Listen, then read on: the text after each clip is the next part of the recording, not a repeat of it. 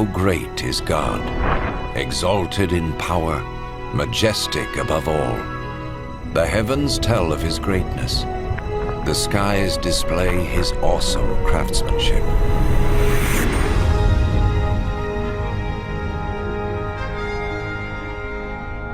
Day after day they continue to speak.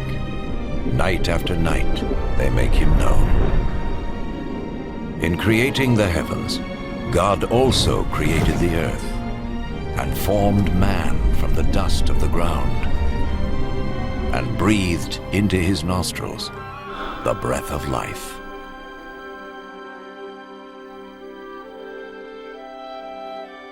The God of love created man and woman in his own image to have a relationship with him. And so in the beginning they revered and honored God and lived in harmony with him.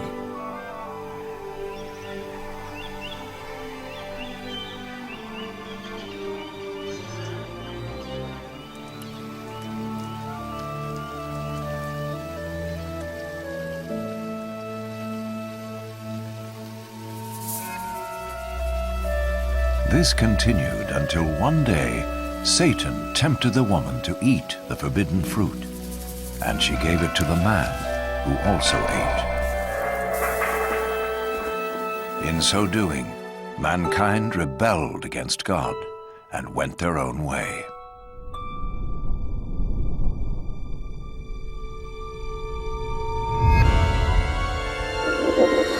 As a result of this sin, mankind was separated from God and was thrown out of the Garden of Eden. But God still loved mankind. It was never his desire to be separate from those he created. Yet how could God be holy and the source of perfect justice if he did not judge mankind for their sin? In his holy book, God reveals his plan to save the world from his judgment. One of the first to see this plan unfold was Abraham.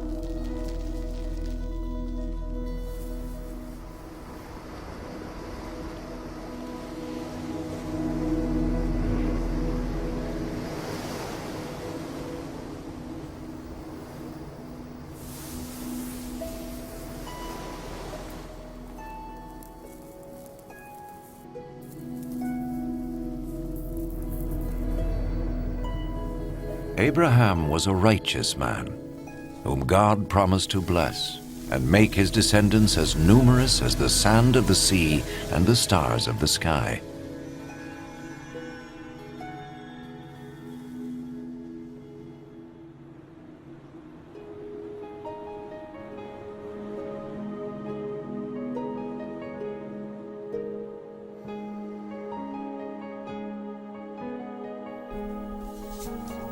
To test his obedience, God told Abraham to sacrifice his son as an offering to him. Abraham trusted God and sought to obey him.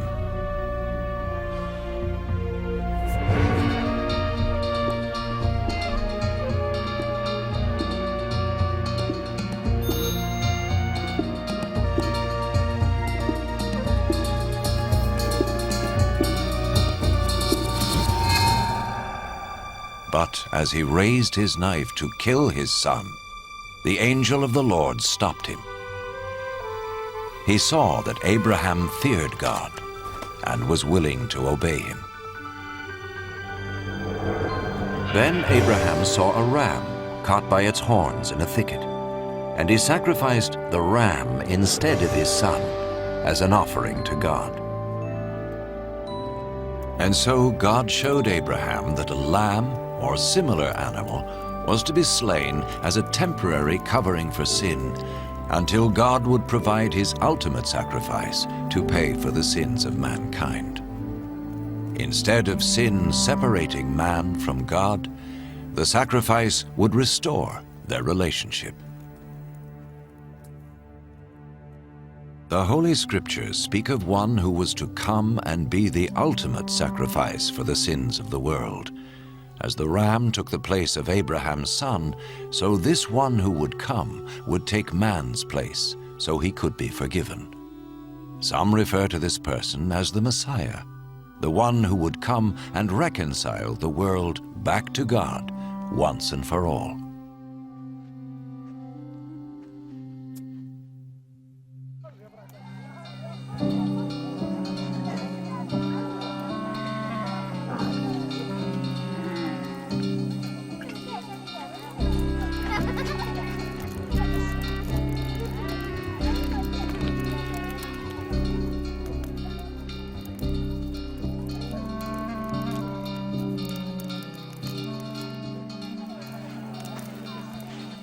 The prophets predicted many things in detail about the Messiah, hundreds of years before he appeared.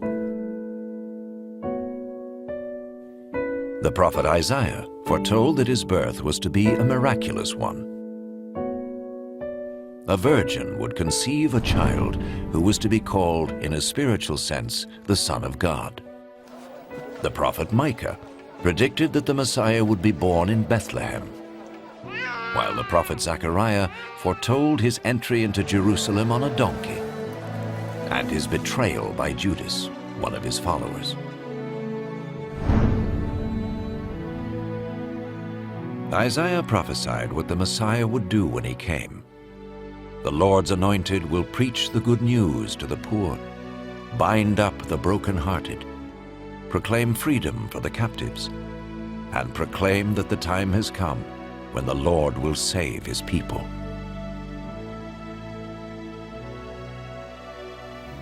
So who was the Messiah? In the 1st century, a prophet came called Jesus. Some thought he was the one the prophet spoke about. Could this be? Did his life fulfill what was predicted of him? Was Jesus more than a prophet? What follows is his story, based on eyewitness accounts as recorded in the Holy Scriptures. An actor plays the part of Jesus, and though no actor is worthy of such a role, it has been done so that we may understand and benefit from the life of Jesus.